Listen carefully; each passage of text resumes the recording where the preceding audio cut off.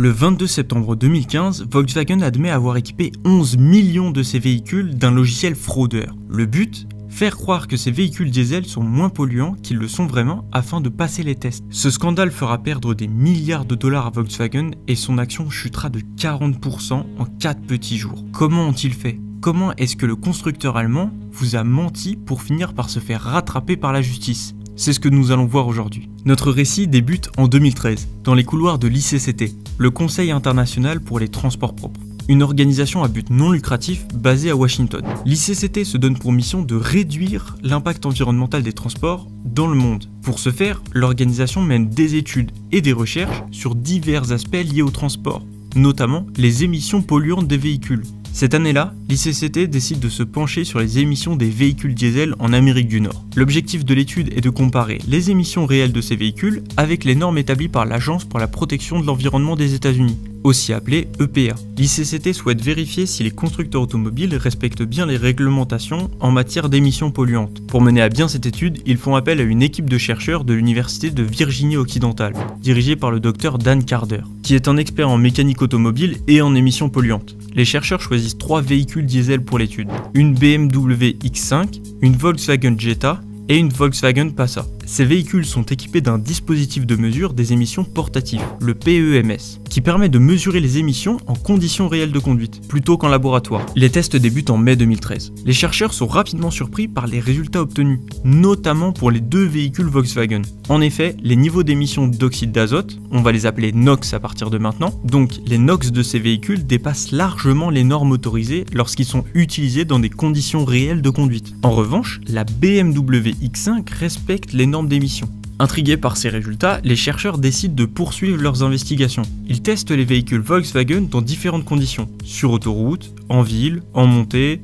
et les résultats sont toujours les mêmes. Les émissions de NOx des véhicules Volkswagen sont jusqu'à 40 fois supérieures aux normes autorisées. Les chercheurs partagent leurs résultats avec l'ICCT, qui les transmet à son tour à l'EPA et au Conseil des ressources de l'air de la Californie, le CARB. Ces 2 agences, chargées de réglementer et de contrôler les émissions polluantes aux États-Unis, décident alors d'ouvrir une enquête conjointe sur les véhicules diesel de Volkswagen. Pendant plusieurs mois, Volkswagen tente de justifier les résultats anormaux des tests d'émissions par diverses raisons techniques. Face aux interrogations, l'entreprise allemande multiplie les explications pour tenter d'éviter d'être accusée de fraude. L'une des premières explications avancées par Volkswagen concerne le système de recyclage des gaz d'échappement. Ce système permet de réduire les émissions de NOx en renvoyant une partie des gaz d'échappement dans le moteur, où ils sont brûlés à nouveau. Volkswagen affirme que les écarts constatés entre les émissions aux conditions réelles de conduite s'expliquent par des problèmes liés à ce système. Selon l'entreprise, ce système serait moins efficace dans certaines conditions de conduite, ce qui entraînerait une augmentation des émissions de NOx. Cependant, les enquêteurs de l'EPA et du CARB ne sont pas convaincus par cette explication. Ils estiment que les écarts constatés sont beaucoup trop importants pour être simplement imputés à des problèmes liés à ce système. De plus, les tests réalisés sur la BMW X5 équipée du même type de système n'ont pas révélé de tels écarts. Volkswagen évoque également des problèmes liés au filtre à particules, un dispositif qui permet de réduire les émissions de particules fines. L'entreprise affirme que le filtre à particules pourrait être à l'origine des écarts constatés entre les émissions en conditions réelles et les émissions en laboratoire. Elle explique que le filtre à particules doit être régénéré régulièrement pour maintenir son efficacité, et que ce processus de régénération pourrait entraîner une augmentation temporaire des émissions de NOx. Là encore, les enquêteurs de l'EPA et du CRB ne sont pas convaincus par cette explication. Ils estiment que les écarts constatés sont trop importants et trop systématiques pour être simplement imputés à des problèmes liés au filtre à particules. De plus, les tests réalisés sur d'autres véhicules diesel équipés de filtres à particules n'ont pas révélé de tels écarts. Ils continuent donc à effectuer des tests et à demander des comptes à Volkswagen. Le 3 septembre 2015, l'EPA et le CARB organisent une réunion avec les représentants de Volkswagen. Lors de cette réunion, les enquêteurs présentent les résultats de leurs tests et demandent à Volkswagen d'apporter des explications convaincantes. Face à la pression des autorités américaines et allemandes, Volkswagen finit par avouer la vérité. L'entreprise a installé un logiciel de manipulation des émissions sur ses véhicules diesel. Ce logiciel, connu sous le nom de dispositif d'invalidation, permet de détecter lorsque le véhicule est en mode de test et de réduire les émissions pendant ce temps. Cependant, lorsque le véhicule est utilisé dans des conditions normales, les émissions augmentent considérablement, dépassant largement les normes autorisées. Le 18 septembre 2015, l'EPA annonce publiquement que Volkswagen a installé ce logiciel de manipulation sur environ 482 000 véhicules diesel vendus aux États-Unis. Le constructeur allemand est rapidement acculé et, le même jour, l'entreprise admet publiquement avoir truqué les résultats des tests d'émissions de ses véhicules aux États-Unis. Et là, tout s'accélère. 22-23 septembre 2015, Volkswagen admet avoir équipé 11 millions de ses véhicules dans le monde de son logiciel fraudeur. L'action de l'entreprise enregistre une baisse de 40% par rapport au 18 septembre. Alors, on va faire une petite pause dans notre histoire, on va voir comment tout ça a pu avoir lieu. Le scandale du Dieselgate a été rendu possible grâce à l'utilisation d'un logiciel de manipulation des émissions, connu sous le nom de dispositif d'invalidation. Ce logiciel a été installé sur les véhicules diesel de Volkswagen équipés du moteur EA189 produit entre 2009 et 2015. Le dispositif d'invalidation est un logiciel intégré au système de gestion du moteur. Son rôle est de détecter lorsque le véhicule est en mode test, c'est-à-dire lorsqu'il est soumis aux différents tests d'émissions polluantes en laboratoire. Pour ce faire, le logiciel analyse divers paramètres tels que la vitesse du véhicule, la position du volant,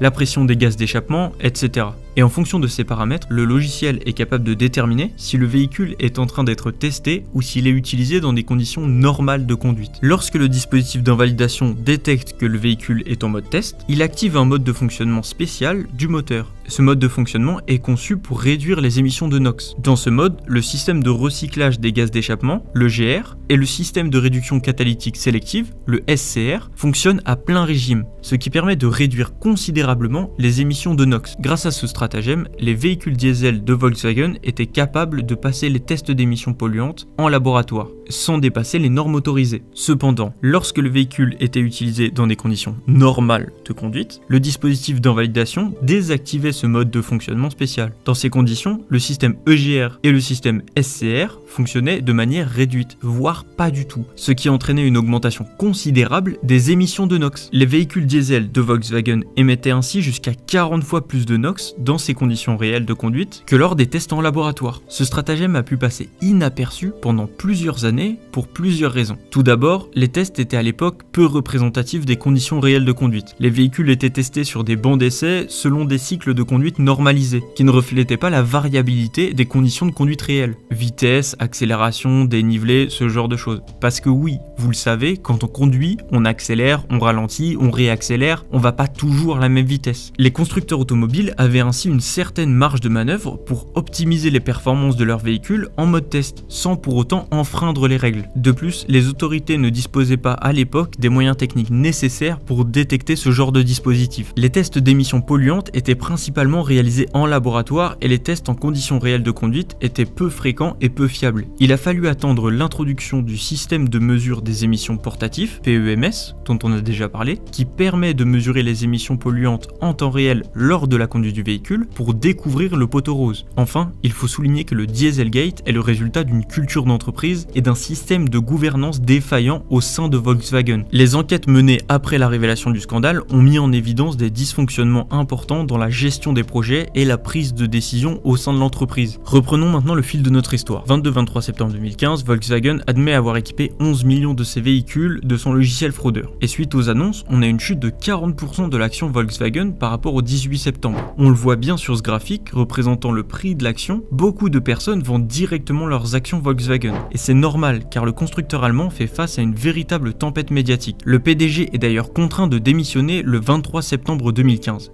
De plus, plusieurs pays, dont l'Allemagne, la France et le Royaume-Uni, lancent leur propre enquête sur les pratiques de Volkswagen en matière d'émissions polluantes. Volkswagen est rapidement confronté à de lourdes sanctions financières et juridiques. Aux États-Unis, l'entreprise accepte de verser plus de 20 milliards de dollars dans le cadre de plusieurs accords à l'amiable avec les autorités fédérales, les États et les consommateurs. Ces accords comprennent des amendes, des indemnisations pour les propriétaires de véhicules diesel truqués et des investissements dans les infrastructures de recharge pour véhicules électriques. En Europe, la Commission européenne inflige une amende de 1 milliard d'euros à Volkswagen en 2020 pour entente illicite avec d'autres constructeurs concernant les systèmes de réduction des émissions polluantes. Par ailleurs, plusieurs responsables de l'entreprise font l'objet de poursuites pénales tant aux États-Unis qu'en Allemagne.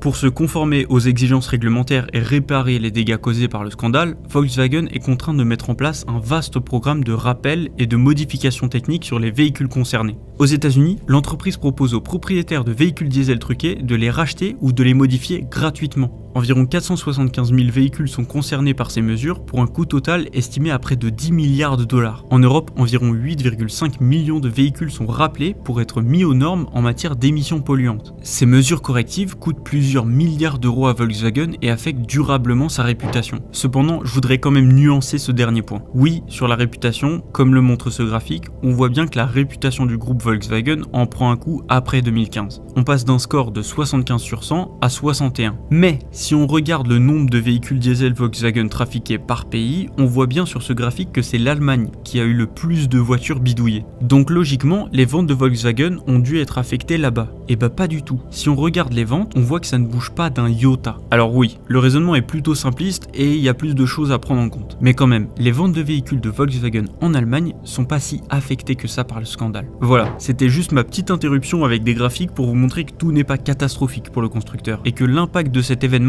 est à nuancer. Le Dieselgate a également des répercussions importantes sur l'ensemble du secteur automobile. Les constructeurs sont désormais soumis à une surveillance accrue de la part des autorités réglementaires et les tests d'émissions polluantes sont renforcés et harmonisés à l'échelle internationale. De plus, la confiance des consommateurs dans les véhicules diesel est fortement ébranlée, entraînant une baisse de la demande et une accélération du développement des véhicules électriques. Entre 2015 et 2020, la part de marché des véhicules diesel en Europe passe de 50% à environ 30%. Cependant, pour nuancer cette statistique, la population prend également conscience de son impact écologique pendant ces années-là, ce qui a pu orienter leur choix pour aller vers autre chose que les véhicules diesel. Face aux conséquences du scandale, Volkswagen est contraint de revoir sa stratégie et d'accélérer sa transition vers des motorisations plus propres. En 2016, l'entreprise annonce un plan d'investissement de 30 milliards d'euros dans les véhicules électriques et les technologies de mobilité durable sur 5 ans. Cette nouvelle orientation stratégique se traduit par le lancement de plusieurs modèles électriques. Volkswagen prévoit de commercialiser 22 millions de véhicules électriques d'ici 2028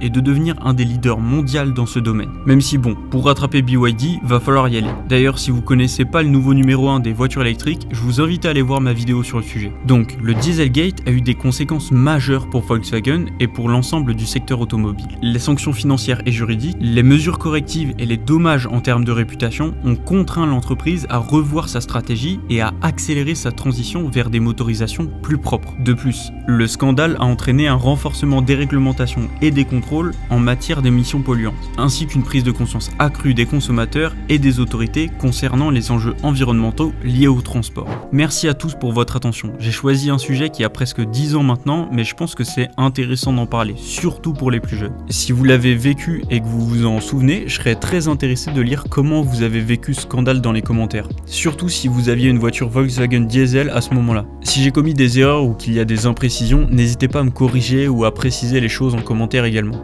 Merci d'avoir regardé la vidéo jusqu'au bout, je vous laisse une autre vidéo qui pourrait vous intéresser et sinon, je vous dis à toutes.